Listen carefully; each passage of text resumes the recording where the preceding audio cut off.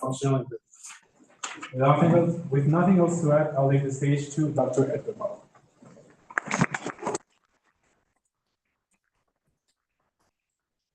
Thank you, everyone. Thanks for the introduction. My name is Edgar Bottle. I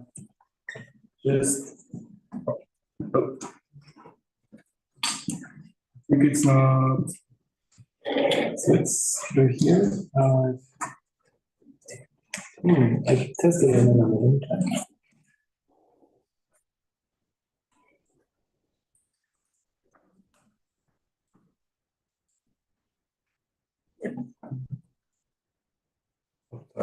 That's perfect. Thank you.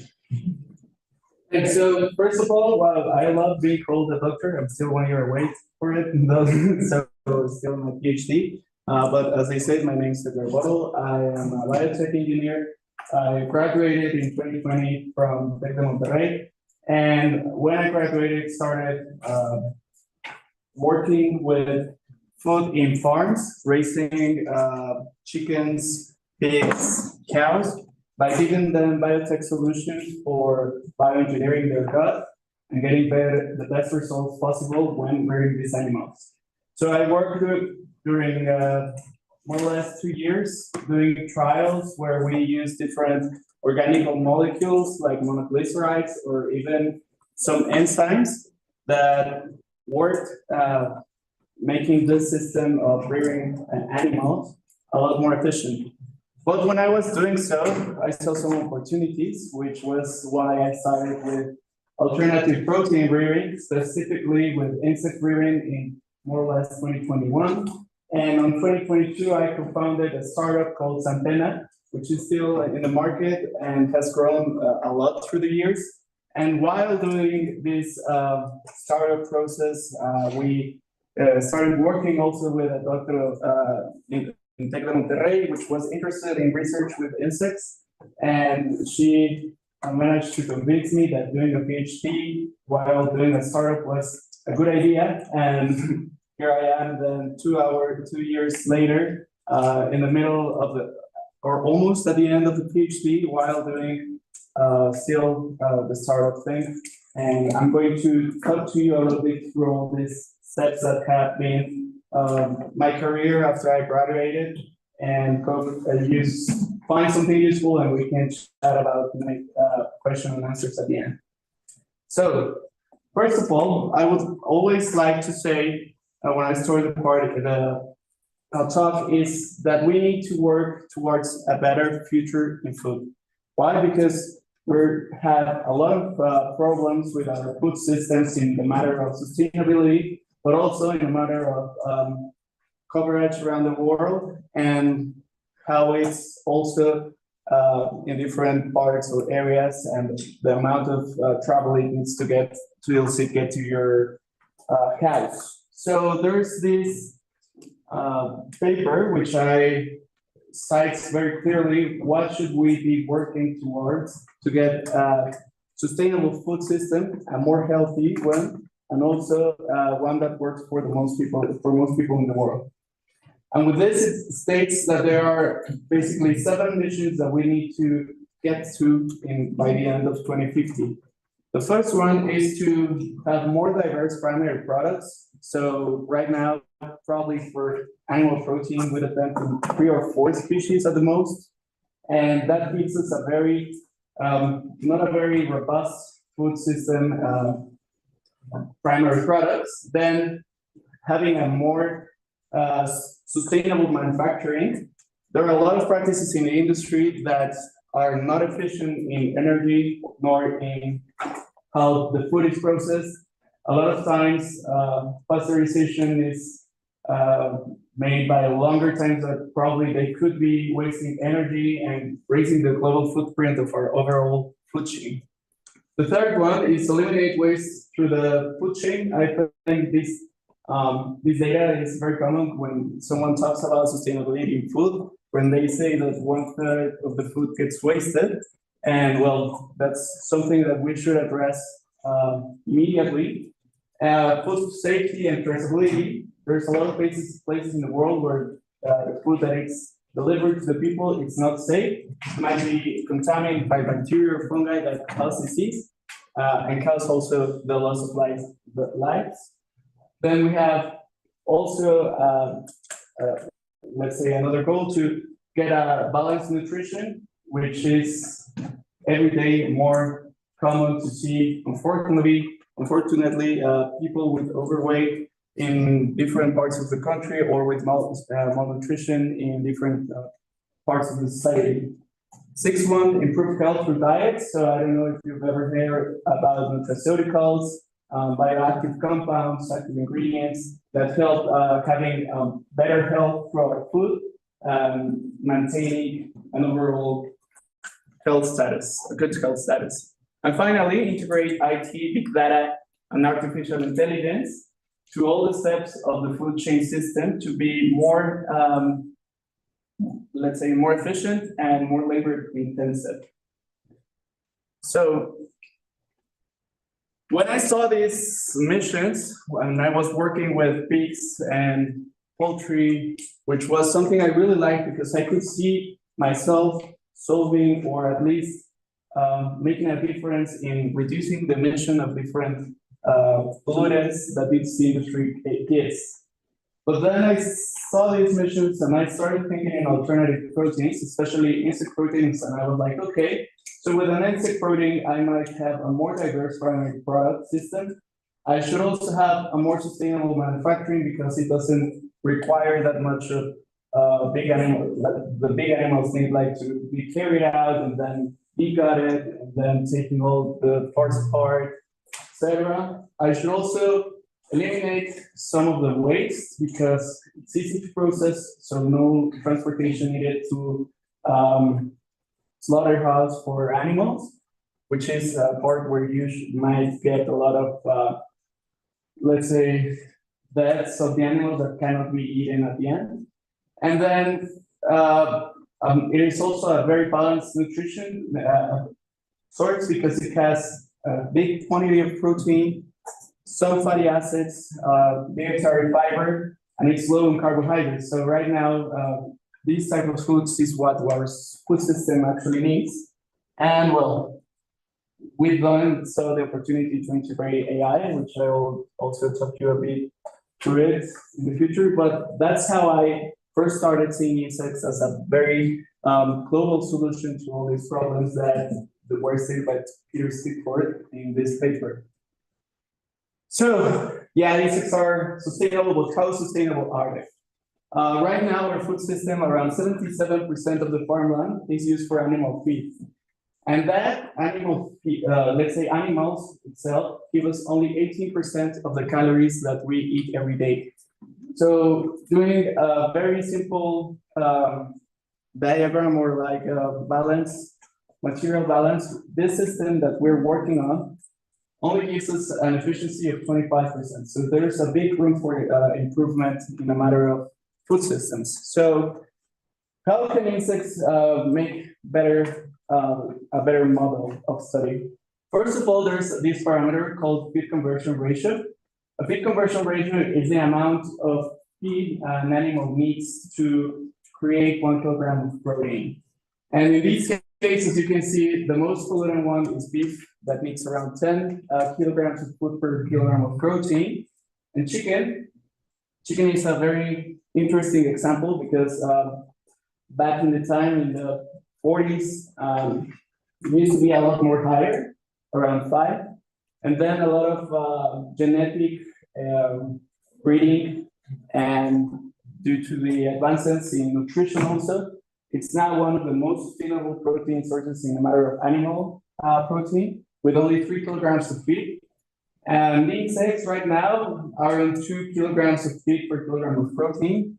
Hopefully this will continue to go down as it happened with the poultry years ago, when we get better genetics for crickets as well as better nutrition plans for them to grow. Then the soil they need, same trend, you'll see beef need a lot of space, 250 square meters per gram of protein in this case, chicken 51, and insects around 18, sorry. And then the water is also better way to use our water that in this case, or in these times is very scarce, especially in Mexico. We're going through a big drought and a lot of water is wasted, not only through the pipes or through the use of industry, but also in animal husbandry. As you can see, beef using 112 liters per gram of protein. And we could get it down to 23 using insects currently. So overall, incorporating these types of novel proteins, not only insects, could reduce the potential of, or the greenhouse potential of our diet by 80%. This is a study that was published last year in Nature by M.Sc and collaborators. They evaluated different sources of new proteins, so novel proteins, excluding vegetable proteins, which are of course very good, but in this case, they were evaluating cultured meat, cultured milk, insects, microbial proteins, so using a biofermentator, or using different sources of carbon like methane or CO2 to convert into protein. And with the technology we have now, the two more promising, according to this study, sources of protein are both insects and cultured milk, because milk has a very big water footprint. So how much reduction in CO2 equivalents of almost 6 times, also from land, and a 7 times reduction in water use. But we have a problem, and it's when I continued with this, we had crickets. We made a big investment. We found some investors that would help us put this together. We talked with the government of Guanajuato, where the farms were made, and we had a really good quality, nutritional quality product, and that was higher protein, around 65%, and that could be, let's say, we had it uniformly through the year, so it was a very consistent product and a good production with good margins for us to sell. However, I came to realize something that might be obvious to a lot of people, and that it's that while something might be very nutritious, that doesn't mean people will eat it, because eating is not about exchanging nutrients only. It's about tasting and liking, and even being with your grandmother that gives you something to eat, and it's about traditions. So that's when we found out that we needed to use this cricket powder to make different foods that resemble what we ate without affecting the quality of these foods. And that was a challenge. Why? Because let's say the flour that we eat the most nowadays is wheat flour. And wheat flour has 71% carbohydrates, while we have almost 12 grams when we're talking about crickets. And that will give a complete whole different functionality, because at first we thought, like, let's sell these to people that are making pizzas. But then the pizza guys would only take the cricket powder and put water in it and hope for it to form a gluten network, which was just insane for us, like to believe that to think that it could be replaced so easily. So what we started to do was researching how these products could be developed for them to be more functional in a food system. And this paper was published by a team in Valencia of Dr. Gonzalez, which used different meals, especially one which was black soldier fly, Hermetia illucens, and they saw that they could manipulate the functionality of this meal through very simple processing. So as you can see, this is like a control bread, a white bread, beautiful bread, and then this is a 5 replacement of the wheat with black soldier fly flour. So there were big repercussions when using this kind of replacements, because they were interfering with the formation of gluten, and overall just spoiled the bread. So what they stated in this paper is that they could defat the meal and get better results, as you could see in the third one. And you would say, well, volume is more or less, or a lot more similar. You know, cells in the bread are bigger and wider. So probably with this, we could get better functionality for baking ingredients. And I started looking into this. I got in contact with Dr. Gonzalez, and then started my research using different derivatives from the cricket, and especially evaluating the fats of the cricket to see how we could use them in different applications. So kind of like a cricket butter, more like like to see how it would work in a food system. But then that's when my PhD started. My PhD, as I told you, was in Tec de Monterrey, but I'm let's say, assisted by two labs, which was Biofoods Research Lab here in Querétaro, with Dr. Viridiana Tejada, which is my primary advisor, and the Center for Innovation and Development of Proteins, CIPRO, which is based in Monterrey, and where we started doing this research around how this protein could be implemented into different food systems, especially in the first time was with bakery products.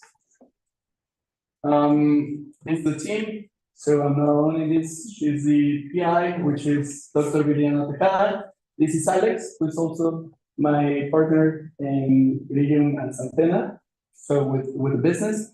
And the rest of them, well, they will have their own things. I won't go one by one, but basically that's the whole team here in Querétaro. There's more or less a similar amount of people working in Monterrey in the other lab, which is CIPRO. And yeah, so basically those were it. So then going back to where I started the PhD, I had to make a research plan to see how I could prove that the fats were interfering with the gluten network of the breads. So basically, I chose two insects, Achaeta domesticus and Tenebra molitor. Achaeta domesticus is house cricket. You're probably a little bit more familiar, and Tenebra molitor is known also as flower worm. Or mealworm, yeah, sorry. And it's basically a small larva or a small worm that then becomes a big beetle, and it sometimes grows in spoiled food. Then I did 3 different processing. So I started with full fat meals. The Neuromolitor has more fat than Achaeta domesticus, by the way, and then partially divided it through a cold press process, just physical treatment without adding any solvent, and then completely divided it through a 2-step extraction of fats to see how it would work in a food system. And then I replaced, instead of 5%, that was what it was made for, at 10% to see better results in how the meals got functionality in this food system. And well, among the results, because this is a published publication, and I talk about this like 2 hours, but proximal composition, physical composition, hardness over time, and protein quality were evaluated in this paper.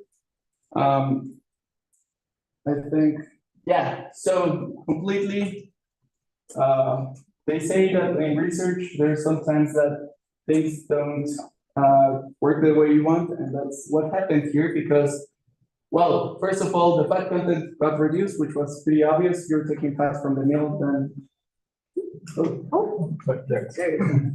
less fat in the breads. So we have the green ones are crickets, full fat, partially defatted, and completely defatted, the neuromolitor. And in protein content, well, there were some variations. There were no significant difference within them, probably because it wasn't that much fat that was taken out from the original sources. And then the kilocalorie count, of course, got lower because I don't know if you know this, but 1 gram of fat gives you around 9 kilocalories, while 1 gram of protein gives you half as that, or 4 kilocalories. And yeah. So what we saw here is that we could define the fat content without changing the protein content in a very significant way, and that the protein and then the energy content was higher in full fat meals. These are my breads. We've seen Aketa domesticus, full fat, partially defatted, and fully defatted, and the Tenebra monitor. So differently than what we saw in the previous research, and this is what I said, sometimes things just work out completely the opposite of you thought. Full fat breads got a better performance in the food system using or working with wheat to make something as complex, because I never thought bread would be that complex, but it is, believe me. So as complex as bread can be. And what we saw is that, yeah, the density increased while we defatted the bread, but also that we could see that probably what was happening over here is that fats change within a species. So some species had more unsaturated fatty acids, and other species like crickets and tenebro had more saturated fatty acids. And these fatty acids were working together, and we saw it through some emulsification studies and something called Mixolab. We're working together to create a better emulsion of the bread, and that was helping to redistribute the complete bread in a more, let's say, form that we're used to. We're used to this kind of bread more than this one. This one is like starting to crumble out, so full fat was in this case better for us. Also, we saw that the full fat breads were good for longer times in a matter of quality of hardness. So that's good, because if you've ever been in a restaurant or somewhere where you take one bread and you leave it on the table for some time, retrogradation starts. Retrogradation is when the water starts to go out from the starch molecules, and then it starts to become harder. And in this case, it was the polar lipids were protecting this water and keeping them in. So hardness was protected through time instead of being stalled in very short periods of time. So if you see full fat Tenebra molitor, for the first 3 days or day 0 through days 2, the hardness was no significantly different. So that was a very good sign that probably full fat meals could be used for bread, and that we should probably look further into how much or what type of lipids are there in the insect. And lost it again. Yeah, so that retarded retrogradation. Retrogradation is a long fancy word for studying, but yeah. And then finally, we did also a study of protein digestibility corrected amino acid score to see how the protein got improved of this bread, because bread is a very widely consumed food in the world, actually, but the protein is not very good. The amino acid content might be not that good, and also the, let's say, digestibility might also not be as well. So what you do to this essay is you determine the amount of amino acids in your sample, then compare it to like a standard that is settled by the UN or the FAO, which is part of the UN, but the FAO, and then you score it. So let's say for food nutrition, for animal nutrition, for human nutrition, a kid from 0 to 2 years old needs, I don't remember them correctly, 1.4 grams of lysine, which is one of the essential amino acids. Then your source got 1 gram of amino acids and 1 over 1.4, and that will give you the score of the amino acid. And then you choose the one that's lower, and that's the amino acid score. But then you, of course, need to correct it with digestibility of the same protein, and you measure that with an enzyme assay, but I will not be bothering you with that. But what we saw is that digestibility was more or less down in the full fat, or actually the only one that maintained a relatively good digestibility was defatted Aketa domesticus, which was also very interesting to see, because we think that lipids are interfering or bonding together with proteins and stopping them from being digested in some of the cases. But overall, they've got, let's say, a good digestibility. You see, it's around 86 and 89%, so changes are also not that much. What we saw is that we would be changing from a protein value of 40, 45 to almost 70% of protein quality in the bread. So this could be a good solution for people with deficiencies in some proteins or some amino acids, and to get them through a food that they are used to, which is bread, in a way that is not affecting the way that they're used to this tasting experience or food experience.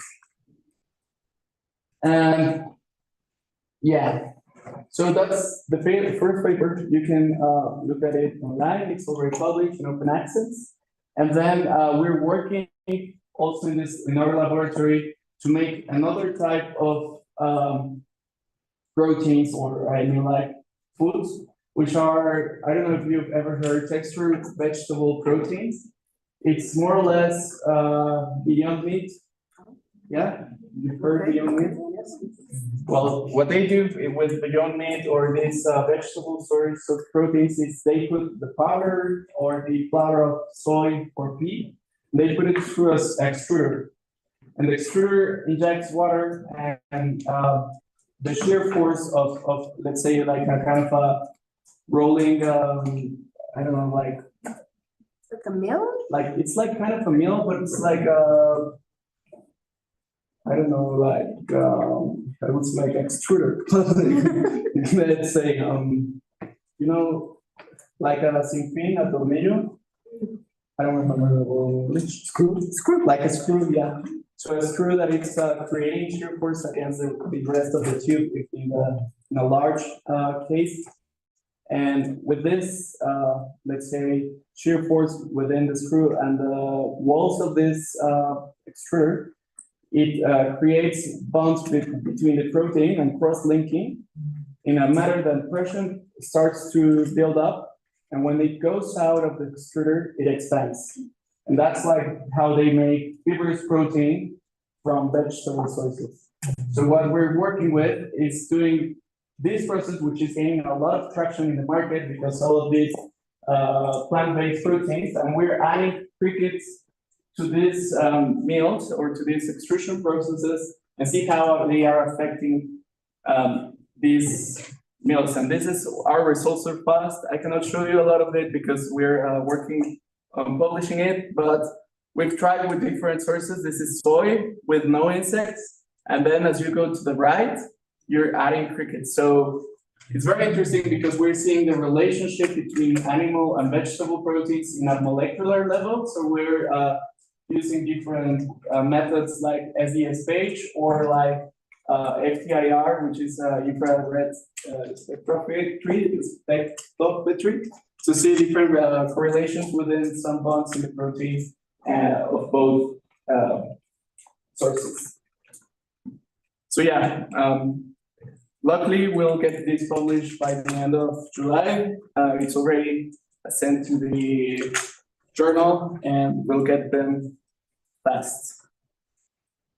Yeah, so this is the team that are working with insects. I'm working with crickets, also Alex de Lorena, which is working with characterization of different parts of the crickets. So let's say the legs, the heads, and the antenna of the crickets. And we're also working with another insect. She's called Michelle, and she's working with Sophobas morio, also in the same lab.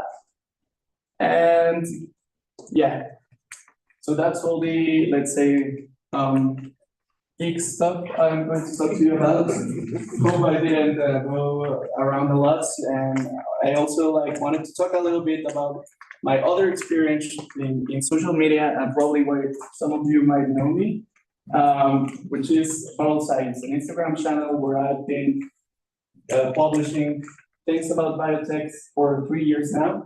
It basically started when the pandemic started, because a lot of misinformation was found online, and I didn't have a lot to do. So I started doing this. It was actually pretty traumatizing for me because I was coming back from an exchange experience in Australia, and I had to do my thesis and research. And first week I was back in the lab, I got the COVID started, and then everybody was like, well, yeah, so you just connect to Zoom and see what you can see out of it. And I freaked out and I said like, I'm going to graduate and I won't know what to do with my life. I won't have nothing in my curriculum, not anything. And then I started this and it started gaining a lot of traction actually in the first couple of months, and I started growing, and it's become now part of my career as well as like my lifestyle, because it's a way for me to show people, especially Spanish-speaking people, how science can be made in Mexico and how it works to do what it's a PhD, while talking a little bit about insects and what some research and what I found interesting. So sometimes I get angry and talk bad about people that are misinforming people. So you can also see that type of content there. And yeah, so right now I'm in Instagram and TikTok. I tried Twitter, but it didn't work. Sometimes it's difficult with time and social media because you have to balance a little bit around it. But it's been a great experience to me because it has opened a lot of forums for me to speak out and to talk not only about the good things and the advantages that we can have in Mexico in a matter of research, but also the huge amount of opportunity areas that we could be addressing. I try not to be political, but just to shout out when something is not good for research in this area. So yeah, I'm also gonna see the cabinet. So also I've been in a happy and sad place with them. A lot of times it's very difficult. Their Conacyt can be difficult, but anyway, they've been sponsoring me, so thanks Conacyt. But it's a lot of things related. And yeah, so as I was telling you, it has opened me a lot of forums to talk to people about things that I find interesting, and I hope that this is the case in this matter. You'll find it interesting. And finally, I'm going to talk to you about the company that I also started with, which is SFG. SFG is the mother brand of two different subsidiaries, which is Grillo, which is a farm that makes cricket powder. So just we capacitate people from lower income parts of the society, and we teach them how to raise and rear crickets and how to kill them or sacrifice them so that we could buy them from them and process them to a food source. And so yeah, these are the two brands, Grillo and Santena. Santena does take the powder that Grillo does and transforms it to different ingredients and final products, so CPGs or packaged consumer goods. So you've got the breads are in the market, the pasta. We have also some proteins for the gym, crickets as snacks. So different like fire, like flaming hot crickets and that kind of stuff. It's processed and sold by the name brand of Santena, which is like more a youthful kind of B2C brand, while Grillo is a lot more B2B and trades by, let's say, tons or bigger amounts of cricket powder. And yeah, this is basically, I wanted to really briefly talk to you about what we do. We stock bit of the raw material, the crickets. When the crickets are under 15 degrees Celsius, their metabolic rhythm starts going down. They go through something called diapause, and they start like to stop having the metabolic, let's say, they're A receptors and they're easy to capture, and then they're washed, or first they are freezed, so they die completely, then washed, and then we do a small pasteurization, and after the pasteurization, we dry it, grind it, and package it. This is all made on a FSSC 2000 factory, so we have the certification, and when the Mexican authorities want to legislate something about exportation, we could do it, but not in the moment, so everything's traded nationally at the time. And Santena, as you can see, some more like playful brand, and we have, here's the bread, here's the protein for gym, fusilli, which is a kind of pasta, and some cookies. These can be found in a lot of stores, like specialized stores in Querétaro, Monterrey, and Ciudad de Mexico, which are principal distribution points, but also online for delivery. And yeah, the slogan is that being the weirdo isn't the weird anymore, which doesn't make a lot of sense in English, but it's ser el bicho raro ya no es raro, which is, yeah.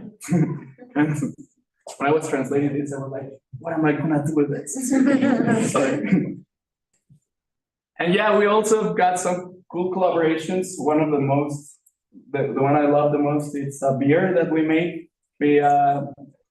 We convinced somehow a beer producer to lend us their facilities, and we made a beer that was cricket based.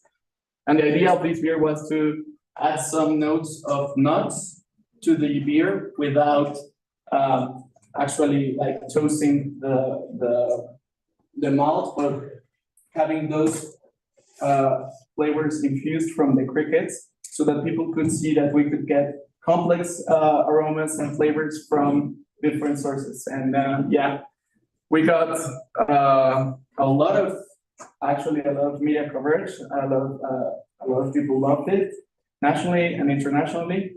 And also a lot of people, we were also in a page called Worst Ideas in Brewery. So yeah, controversial, but they say all marketing is good marketing. So yeah, I think there's a video where we added the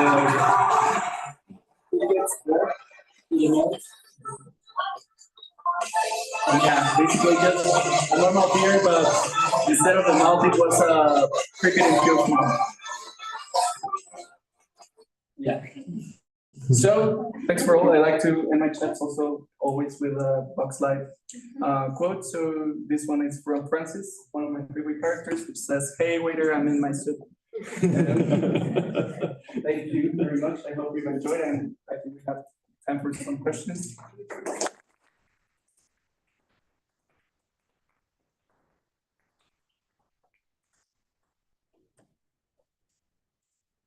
Questions, anyone? I have one, if that's okay. Yeah, sure. So have you, or do you know more or less the percentage of people that are allergic to these type of animals with respect to, let's say, for example, nuts or shellfish or other known allergens? It is completely like something that is very important to be studied further. But right now, like what they say is the most, let's say, similar food source that we've got is shrimp. Mhm. So shrimp allergies might be causing also insect allergies, but still there are a lot of studies to be made because it's not a lot of clear information. In Europe, where there's more legislation around this, all crickets or insect containing foods should have a label that says that if you're allergic to shrimp, you might be allergic to this kind of stuff. So yeah, so probably more or less around shrimp. Yeah, just this idea of maybe caution, Yeah. right? Exactly. I mean, and here in Mexico, we're like years behind in legislation, but we use them as a, let's say, a model, and we always put the warning on all our packages that if you're allergic to shrimp, you probably should taste it with caution and caution or not taste it at all. Okay, thank you. You're welcome. Yeah. Okay, I want to know what does vegetarian people think about it.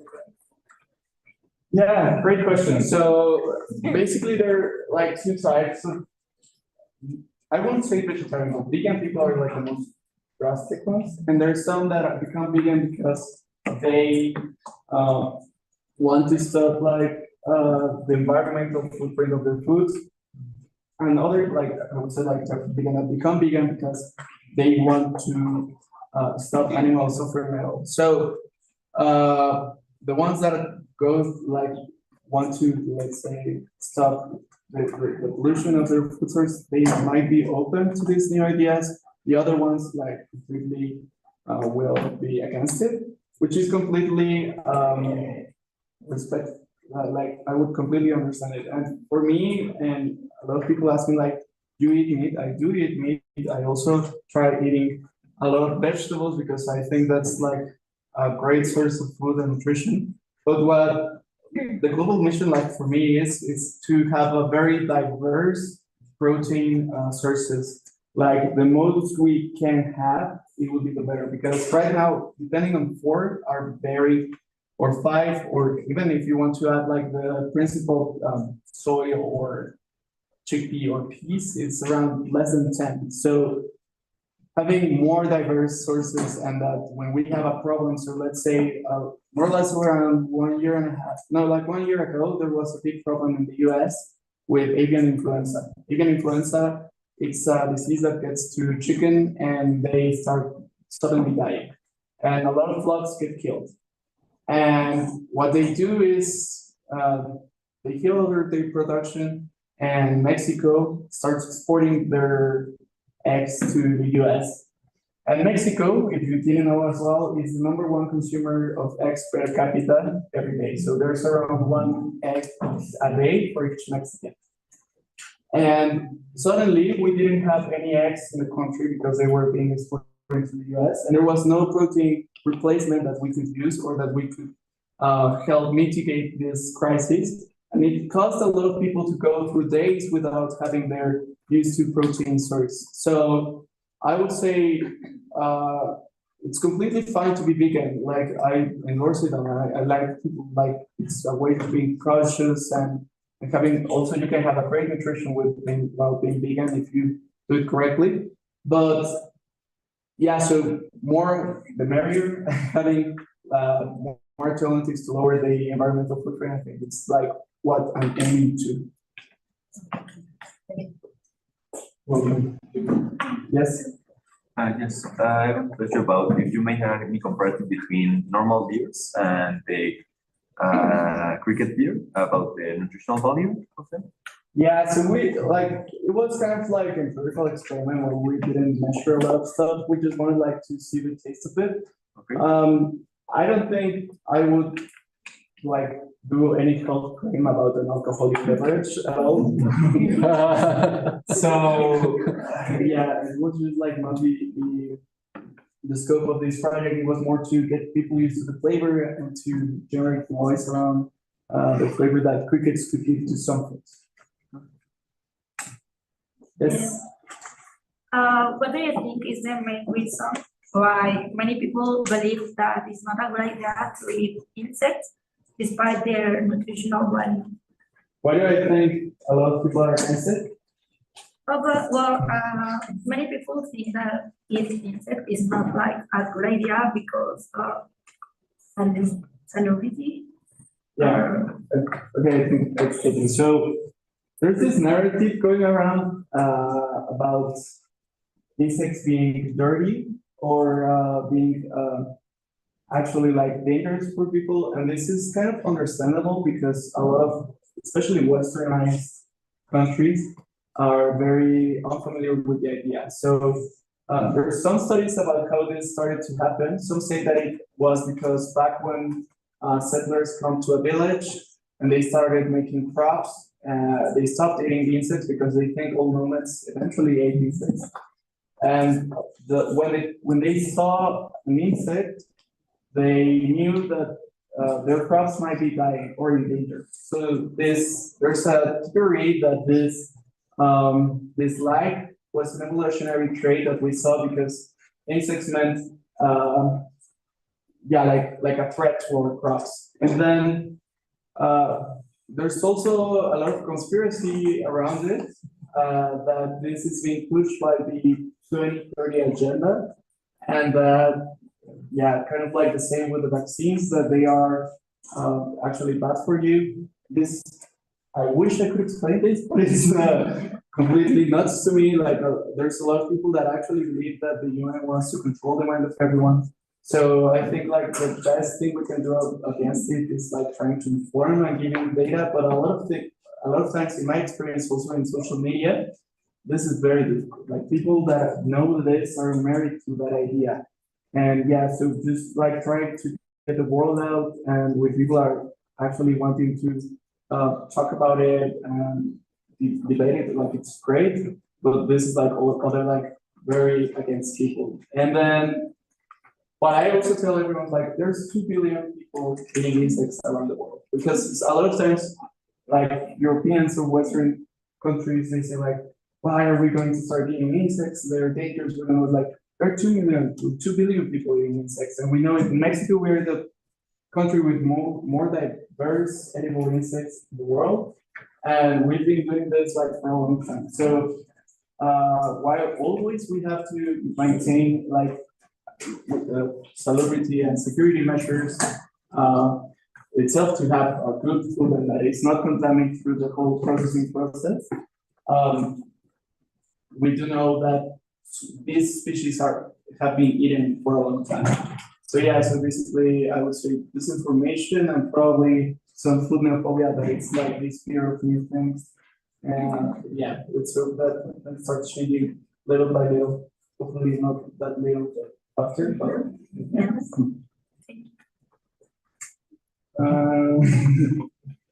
Have you think about or worked with other insects besides the ones that you already mentioned? Yeah, so my first paper was with the neuromonitor, which is the newborn. But we got this from another farm, and I didn't want to continue researching about it because I couldn't control the complete system. So like from the feed they got to what we process. And when you do research, you want the most uniform as possible material. And I started with cricket and I tried to completely establish crickets before thinking of anything else, because there's a lot of factors that could alter your results. So I've been specializing in cricket. If you tell me like what else would you want to study eventually, I would say black soldier fly. Black soldier fly is very promising, also protein source, and also source of a lot of bioactive compounds like bioactive peptides. So probably in the future, black soldier fly, but not for now. Like my complete PhD dedicated to crickets. Yes, I wanted to ask more about the process of growing and farming the crickets and the because what you said is that you teach lower income people to how to farm them and the process of transforming those into flour. I wanted to ask about like how do you control what the cricket eat to know that they haven't eaten like anything that could make them harmful or non-consumable, and what happens like with if that ever happens, like how do you control that? So we get like we have our own feed and we give the feed to their own producers. And it's already formulated by us with our know-how on the micronutrients that cricket need to grow like efficiently. And we actually have a eating plan of 3 stages. And what we do is we have also some quality parameters for when we take back the crickets. We measure for E. coli, Salmonella, coliforms, all types of bacteria, and also we teach them also by color. Because if it's too dark, it's because the lipids have oxidized. And if lipids go bad, it's because they didn't treat it correctly. And that's when we might return some of the crickets we've got. It's happened like twice. Actually, it's not been like a big, huge deal. It's really easy. I would say it's easy to make. We have a modular system, easy to implement, and does not require a lot of attention. Probably once a day or even once every 2 days. So it's easy and it's easy to implement and cheap. And yeah, that's more or less how we do it. Yeah. There was one thing you mentioned about how we hope that one day there's going to be even better efficiency at obtaining protein from insect sources. And I'm sure you're looking at feed options and you have already done all that, but is anyone working on the genetics parts that you know of? Yeah, I mean, I've seen some studies And there's one doctor who we're starting to work with on making some artificial selection of bigger crickets to have better genetics. But for now, we're starting doing that, to do that branch. And it's actually very interesting because genetics for poultry was the improvement we've got for the efficiency of poultry was 80% genetics, 20% feed. So it's very important to look at genetics. And it's something we're starting to work on. So it's probably not going to be in my PhD, but probably after or someone else's. You're interested? It's a really cool thing because it can be fast because of generation times. It's It's it could be like really fast and you don't need a lot of space and just, we can separate them. The Innovation Center has around 5 different rooms with four different modules, and each module can work as a repetition during the research. So we've got controlled air quality in matter of CO2, temperature, humidity, and that helps us to do these sort of experiments and having the most control as possible. And working with genetics is a very interesting thing that we could work with in the near future. And also really not expensive, nor as complicated as crawling Zippercast type of genetics, but simple crossbreeding could be a very good thing to work on. awesome, thanks. You're welcome. Thank you for your very good thoughts from the students of ABCQ and faculty. We thank you very much. You're welcome. Thank you.